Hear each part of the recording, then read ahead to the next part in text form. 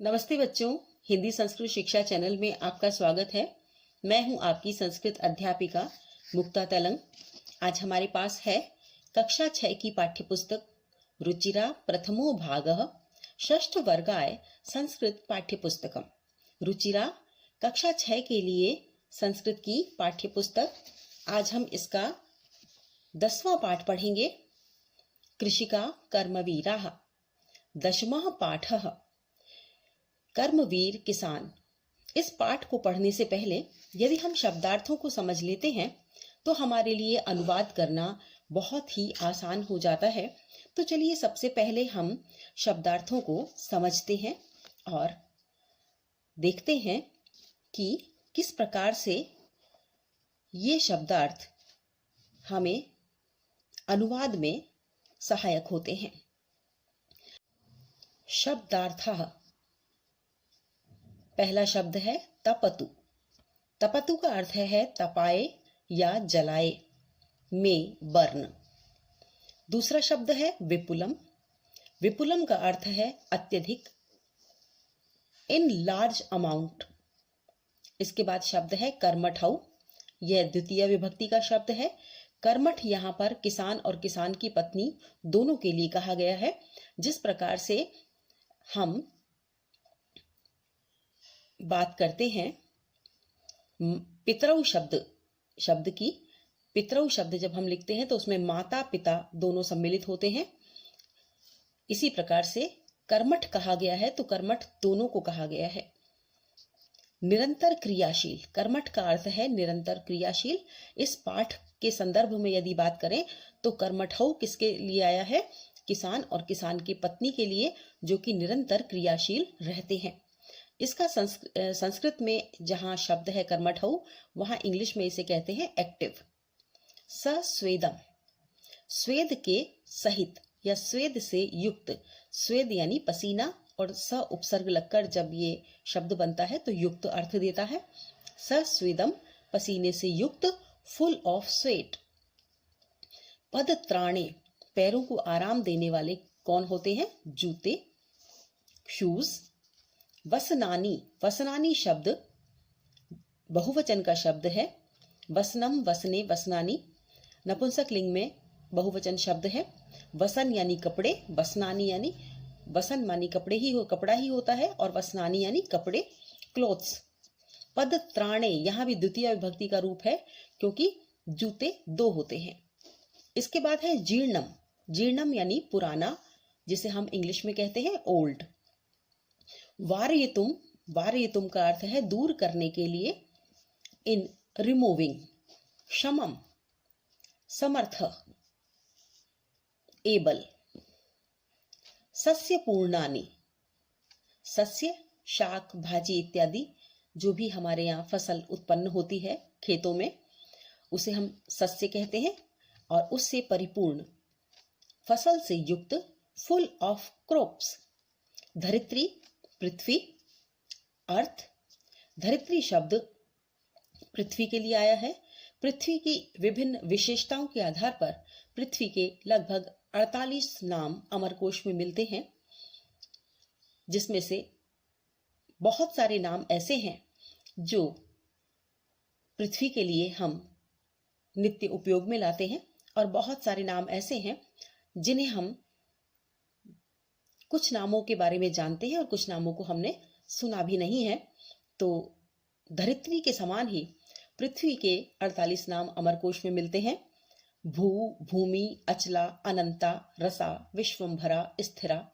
धरा, धरित्री, धरणी, श्रोणी, जया, कश्यपी, क्षिति।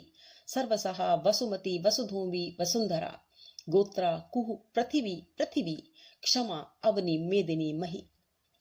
सर्वसहा, वसुमती, वसुधूमि, वसुंधरा। गोत्रा, कु, पृथ्वी, पृथ्वी। क्षमा, अवनी, मेदिनी, मही। जगति, सागरांबरा। तो इस तरह से 48 नाम पृथ्वी के अमरकोश में मिलते हैं। अगर आप पर्यायवाची शब्द देखना चाहते हैं तो अमरकोश बहुत ही अच्छा ग्रंथ है, जिसे हम यदि पढ़ें तो सभी संस्कृत के पर्यायवाची शब्दों का ज्ञान हमें हो जाएगा। अब है कंटकावृता। कंटक, कंटक मानी कांटे, और आवृता मानी चारों तरफ से परिपूर्ण या ढका हुआ, कंटकों से आवृत। कांटों से परिपूर्ण, फुल ऑफ थॉर्न। क्षुधा तृषा कुलौ, क्षुधा तृषा आकुलौ। क्षुधा मानी भूख, तृषा मानी प्यास और आकुलौ मानी बेचैन। यहाँ भी द्विवचन शब्द का उपयोग हुआ है। यहाँ पर भी किसान और किसान की पत्नी के संदर्भ में क्षुधा तृषा कुलौ दोनों को कहा गया है। तो distressed with hunger and thirst. तो ये तो हुए इस पाठ के शब्दार्थ। शब्दार्थ के बाद हम इस पाठ को पढ़ेंगे और इस पाठ का अनुवाद करेंगे। चलिए आरंभ करते हैं। 10वां पाठ है कृषि का कर्मवीरा। 10वां पाठ कर्मवीर किसान। सबसे पहले इसका वाचन करेंगे। सूर्यस्तपतु मेघा वा वर्षन्तु विपुलं जलम। सूर्यस्तपतु मेघा वा वर्षन्तु विपुलं जलम। कृषिका कृषिकौ नित्यं शीतकालेऽपि कर्मठौ। कृषिका कृषिकौ नित्यं शीतकालेऽपि कर्मठौ। इसका हम अनुवाद करेंगे कि सूर्यस्तपतु मेघा वा विपुलम जलम वर्षन्तु। चाहे सूर्य तप रहा हो या बरसात हो रही हो, मेघा विपुलम जलम वर्षन्तु वा, या बादल पर्याप्त जल बरसा रहे हों, अत्यधिक जल बरसा रहे हों। कृषिका कृषिकौ नित्यम, प्रतिदिन किसान और किसान की पत्नी, शीतकाले भी कर्मठौ, और ठंड के समय में भी दोनों किसान और किसान की पत्नी कर्मठ कर्मवीर के समान कार्य करते हैं, निरंतर कार्य करते हैं। दूसरा है ग्रीष्मे शरीरम सस्वेदम शीते कंपमयम सदा। ग्रीष्मे शरीरम सस्वेदम शीते कंपमयम सदा। हलेन च कुदालेन तौ तु क्षेत्राणि कर्षत। ग्रीष्मे शरीरे सस्वेदम, शीते कंपमयम सदा, यानी गर्मी के समय में शरीर जब पसीने से लथपथ हो जाता है और शीतकाल में जब हमारी देह कांपती है या शरीर कांपता है, उस समय भी तौ वे दोनों कौन? किसान और किसान की पत्नी। तौ तू वे दोनों, हलेन च कुदालेन क्षेत्राणि कर्षत, हल और कुदाल से अपने खेतों को जोतते हैं। इसके बाद आएगा पादयोर्न पदत्राणे शरीरे वसनानियो। पादयोर्न पदत्राणे शरीरे वसनानियो। निर्धनं जीवनं कष्टं सुखं दूरे हि तिष्ठति। निर्धनं जीवनं कष्टं सुखम दूरे ही तिष्ठति। इसका अर्थ है कि जिनके पैरों में जूते नहीं हैं, यानी जिनके पैरों को राहत देने वाले पदत्राण, पादुकाएं नहीं हैं, जूते नहीं हैं, चप्पल नहीं हैं। पादुकाएं, पदत्राण हम कहते हैं पैरों में पहने जाने वाले साधन को, जैसे कि हम इसको खड़ाऊ भी कह सकते हैं, जूते भी कह सकते हैं, चप्पल भी कह सकते हैं। तो इस प्रकार से हम यहाँ पर जूते इसलिए कहते हैं कि अधिकतर लोग जूते पहनते हैं, चप्पल पहनते हैं।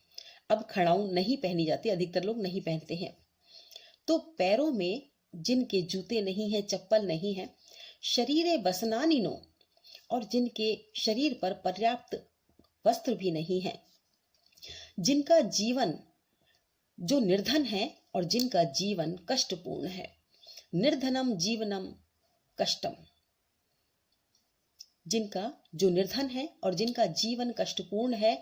सुखम दूरे ही तिष्ठति, और जिनसे सुख दूर ही बैठता है या जिनसे सुख हमेशा दूर ही रहता है। ऐसे किसान कर्मवीर हैं जो निरंतर अपने कार्य में लगे रहते हैं। अब इसके बाद है उनका घर कैसा है। इस श्लोक में बताया गया है कि गृहम जीर्णम न वर्षासु वृष्टिम वारयितुं क्षमम। गृहम जीर्णम न वर्षासु वृष्टिम वारयितुं क्षमम, तथापि कर्मवीरत्वं कृषिकाणां न नश्यति।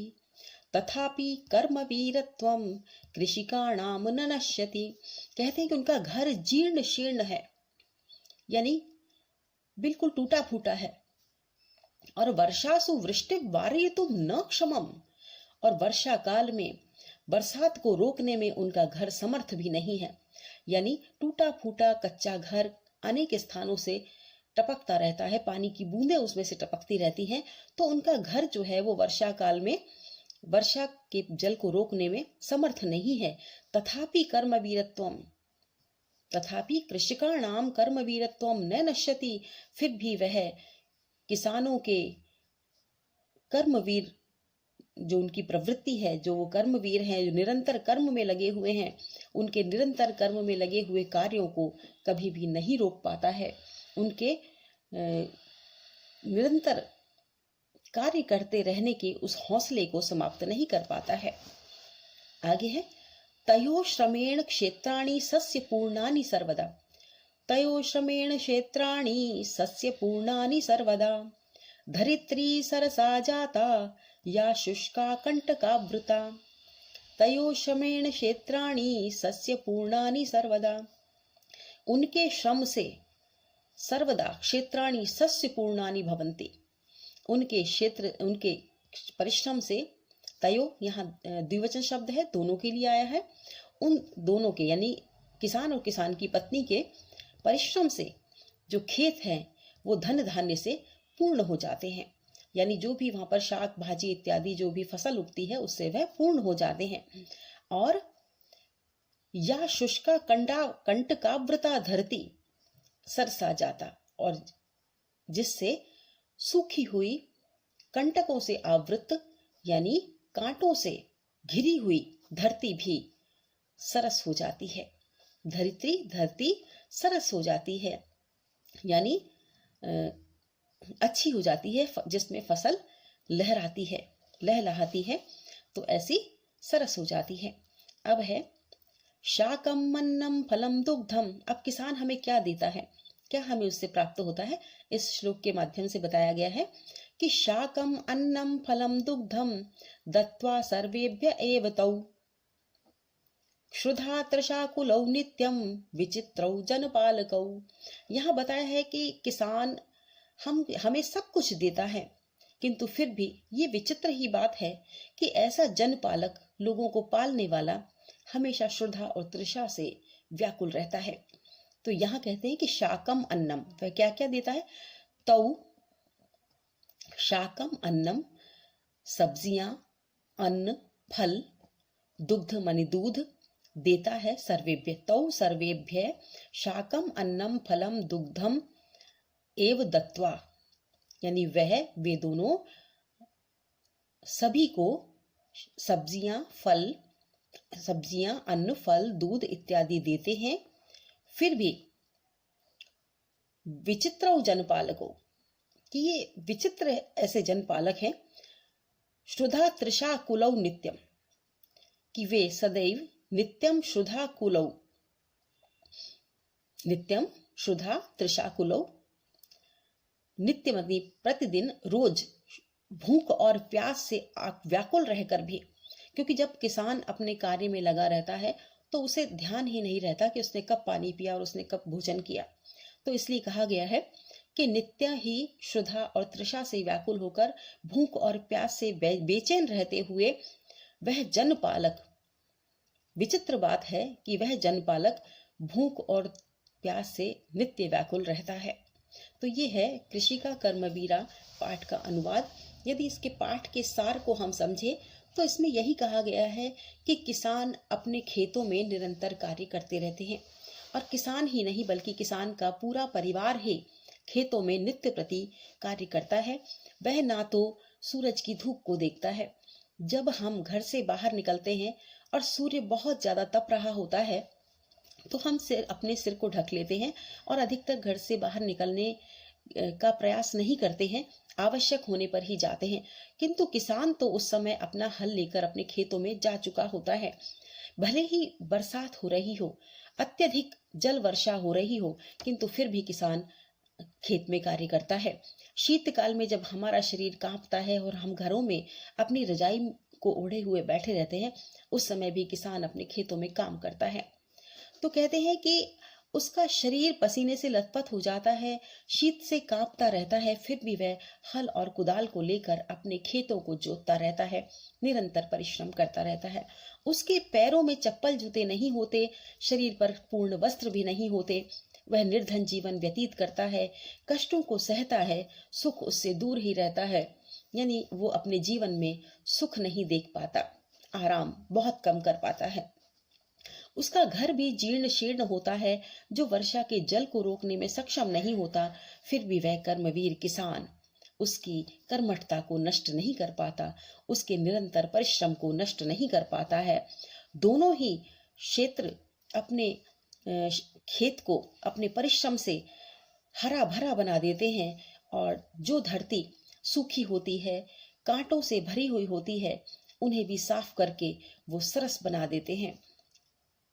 इतना सब परिश्रम करने के बाद वे दोनों सभी को, संपूर्ण मानव जाति को शाक, फल, अन्न, दुग्ध इत्यादि देते हैं, जबकि विचित्र बात है कि ऐसे जनपालक स्वयं भूख और प्यास से नित्य व्याकुल रहकर भी सभी को शाक, फल, अन्न, दुग्ध आदि देते हैं। तो ये है भावार्थ कृषि का कर्मवीरा पाठ का। इसके बाद अब हम इस पाठ के अभ्यास प्रश्न करेंगे। जैसा कि सभी पाठों में अभी तक आया है कि पहला प्रश्न जो होता है वो उच्चारण का होता है, उच्चारण से संबंधित होता है, क्योंकि शब्दों के सही उच्चारण हमें आने चाहिए, तभी हम सही अर्थ को ग्रहण कर पाएंगे। तो चलिए उच्चारण करते हैं। सूर्यस्तपतु, सूर्यस्तपतु। इसमें दो शब्द हैं, सूर्य प्लस तपतु।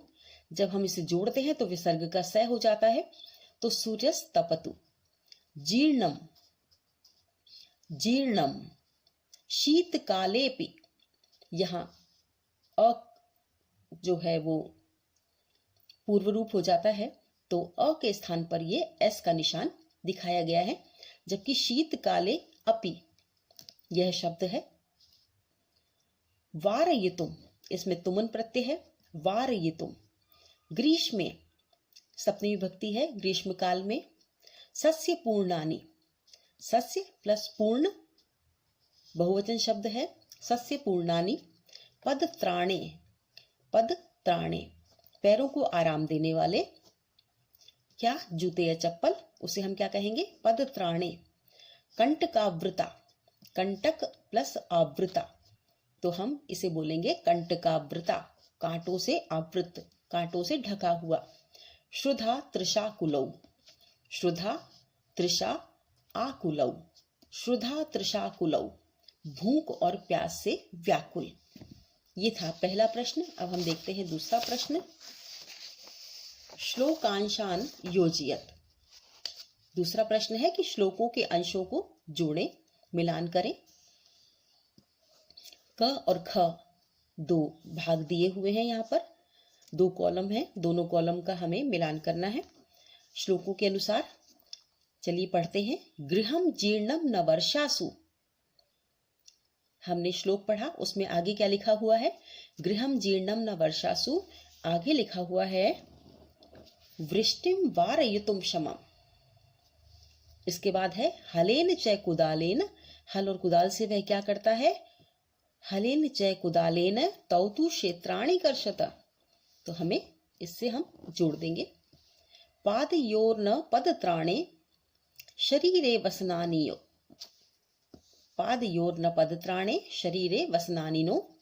अब है तयो श्रमेण क्षेत्राणि, तयो श्रमेण क्षेत्राणि सस्य पूर्णानि सर्वदा।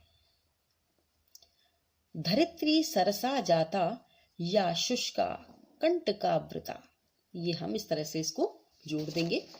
इसके बाद प्रश्न संख्या 3 है, इसमें हमें हाँ और नहीं में उत्तर देना है। हाँ के लिए हम आम लिखते हैं और न के लिए हम नहीं लिखते हैं। उपयुक्त कथनानाम समक्षम, उपयुक्त कथन के सामने आम, अनुपयुक्त कथनानाम समक्षम, अनुपयुक्त कथन के सामने नहीं, इति लिखत, यह लिखें। उदाहरण दिया है, कृषिका शीतकाले अपि कर्मठा भवन्ति, किसान ठंड के समय में भी कर्मठता पूर्व कार्य करते हैं। क्या ये वाक्य सही है? हाँ, तो हम लिखेंगे आम। कृषिका हलेन क्षेत्राणि न कर्षन्ति। किसान हल से खेतों को नहीं जोतते हैं। क्या यह वाक्य सही है? नहीं, यह वाक्य गलत है, क्योंकि किसान हल से खेतों को जोतते हैं। तो हम इसके आगे लिख देंगे न। अब है क पर लिखा हुआ है कृषिका सर्वेभ्य अन्नम यच्छन्ति। किसान सभी को अन्न देते हैं। क्या यह बात सही है? तो हाँ, हाँ के लिए हम लिखेंगे आम। अब है कृषिकाणाम जीवनम कष्टप्रदम न भवति। किसानों का जीवन कष्टप्रद नहीं होता है। क्या ये बात सही है या गलत है? ये बात गलत है, तो हम लिखेंगे न। कृषिकः क्षेत्राणि सस्य पूर्णानि करोति। किसान खेतों को हरा भरा कर देते हैं, धान्य से परिपूर्ण कर देते हैं। क्या ये बात सही है? हाँ, तो हम लिखेंगे आम। इसके बाद है शीते शरीरे कंपनम न भवति। शीतकाल में शरीर में कंपन नहीं होता है। ठंड के दिनों में शरीर हमारा नहीं कांपता है। क्या ये बात सही है? नहीं, इसलिए हम लिखेंगे न। श्रमेण धरित्री सरसा भवति। श्रम से, परिश्रम से धरती सरस हो जाती है, अच्छी हो जाती है, हरी भरी हो जाती है। क्या ये बात सही है? हाँ, तो हम लिखेंगे आम। ये था हमारा तीसरा प्रश्न। अब हम देखेंगे चौथा प्रश्न। चौथे प्रश्न में क्या लिखा हुआ है? मंजूषात पर्यायवाची पदानी चित्वा लिखत। यानी हमें मंजूषा से जो बॉक्स दिया हुआ है इसमें से चयन करके हमें पर्यायवाची शब्द लिखने हैं। वसनानी, वसनानी को हम क्या कहेंगे? इनमें से देखेंगे वस्त्राणी।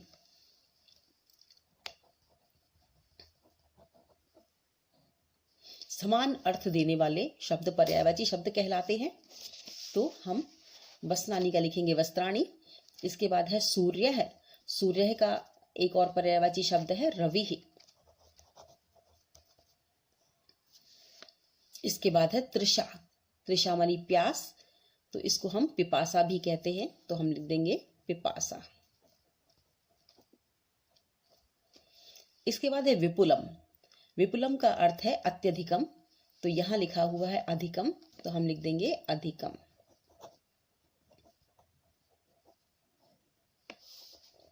इसके बाद है जीर्णम।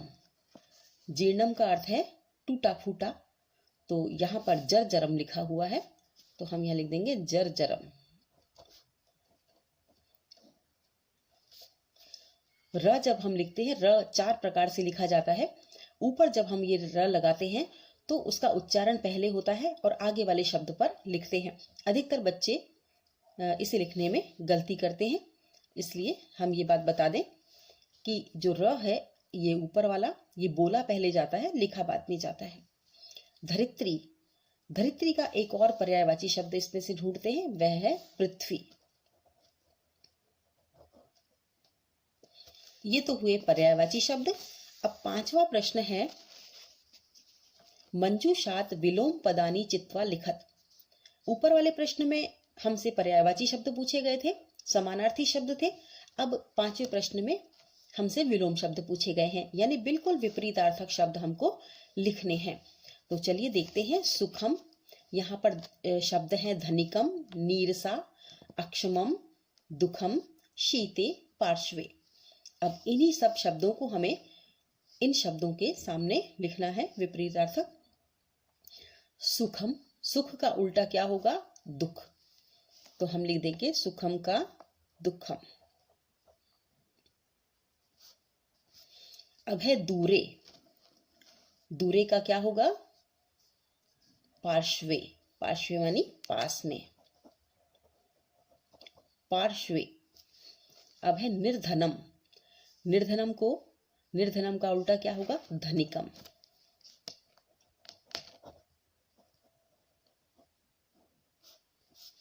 यहां हमने लिख दिया धनिकम।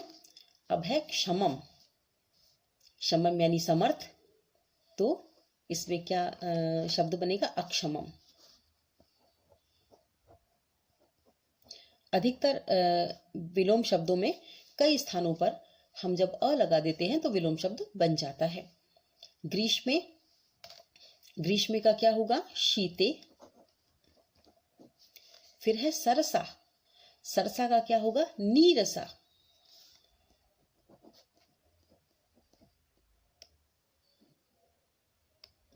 ये हुआ पांचवा प्रश्न।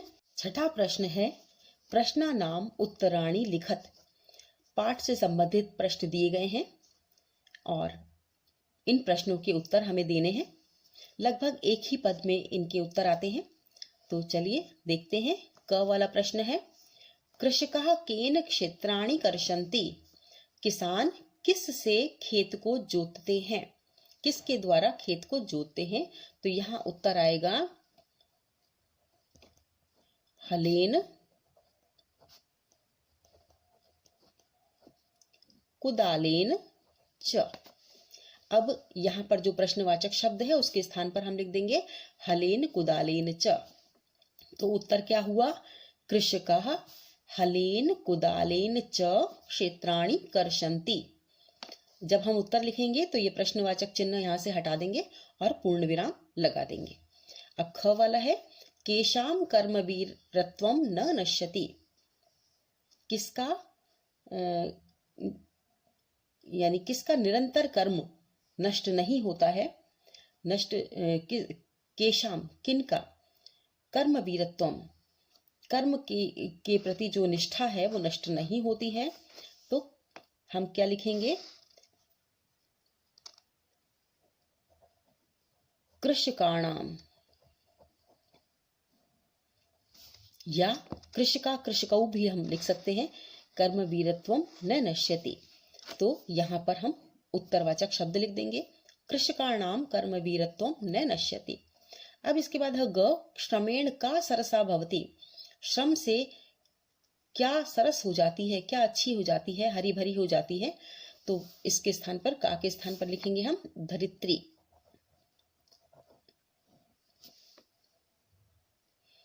श्रम से धरित्री यानी धरती हरी भरी हो जाती है। अगर आप चाहें तो पृथ्वी का कोई और पर्यायवाची शब्द भी यहाँ पर लिख सकते हैं, धरती भी लिख सकते हैं उसे, किंतु धरती हिंदी का शब्द है, यह धरित्री संस्कृत का शब्द है, तो संस्कृत में हम धरित्री ही लिखेंगे। घ है कृषिका सर्वेभ्य किम किम यच्छति। किसान सभी को क्या क्या देते हैं? तो कृषिका सर्वेभ्य फलम, अन्नम, दुग्धम, फलम, अन्नम, दुग्धम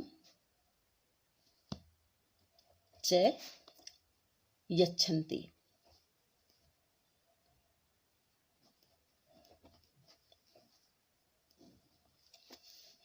फल, अन्न और दूध देते हैं। इसके बाद आएगा कृषकात दूरे किम तिष्ठति। किसान से दूर क्या रहता है? तो इसमें आएगा सुखम। कृषकात सुखम दूरे ही तिष्ठति। कृषकात दूरे सुखम तिष्ठति, ये इसका उत्तर हो जाएगा। और हम यहाँ पर अपने पूर्व ज्ञान के आधार पर इसका उत्तर दे रहे हैं। एक बार इसे आप पुनः अपने पाठ से मिलान कर सकते हैं। पाठ से मिलान करेंगे कि कृषका सर्वेभ्य किम किम यच्छति। किसान सभी को क्या क्या देता है, इसका हम देखेंगे। यहाँ पर आया है शाकम फलम दुग्धम। शाकम अन्नम फलम दुग्धम। तो हमने यहाँ पर शाक नहीं लिखा था, तो हम यहाँ पर लिख लेंगे शाक, भी इसको ऐड कर लेंगे यहाँ पर।